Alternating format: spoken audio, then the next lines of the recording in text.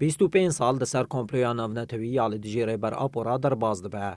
بەریا 25 سالان ژنەها، 40 دەوڵەتان بە سەرکێشی ئەمریکا و ئیسرائیل کۆمپلۆیەک لە دژی گەلێ ئازادی خاص خێزکردن و دوێ کۆمپلۆیەدە خودیە فکرا نەتەوە دەموقراتیک و خودیە ڕیا چارەسەریە پرزگرێکن ڕۆژهەڵاتە ناوین و دووزا کوردی ڕێبەر ئاپۆ گرتن. ئەندامێ دەستەیە سەرۆکەتیا پەیەدێ ئەڵدار خەلیل بەحسە ئارمانج و دیروکە کۆمپلۆیا ناونەتەوی یا لە دژی ڕێبەر ئاپۆ کرد. ئەڵدار خەلیل گوت پازدای سباتê rojeke reş e ji ber ku mînaka bêbextiya cîhanê ye. Vê rojahan bo rojeke tarî di dîroka mirovahiyê tevahî de bû wek mînaka çawa bêbextiyeke navnetewî pêk bê û rûreşiya ser mirovahiyê hatî ferskirin ji terefî van hêzên bêbext.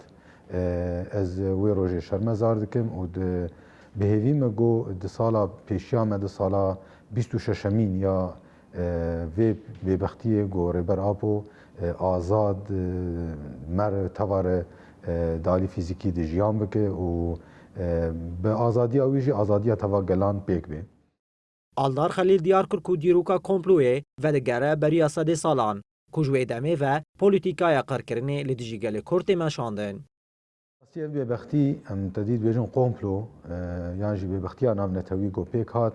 Ev ne tenê wisa li dijî kesayetekî di şexsê wek ferdekî em bigirin dest wê kêm bê heger em wisa lê binerin û heta dîroka wê jî ne tenê dîroka wan 25 sala ye.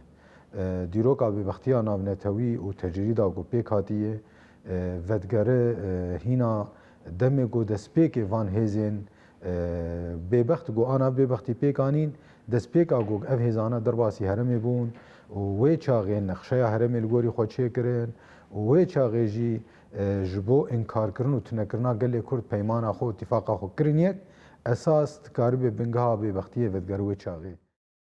Çendîn komploya navnetewî li dijî zagonên Ewropa mîsaqa netewên yekbûyî û li hevkirina Cinêvê bû lê hêzên komploger bi girankirina tecrîdê li dijî rêber Apo berdewam e.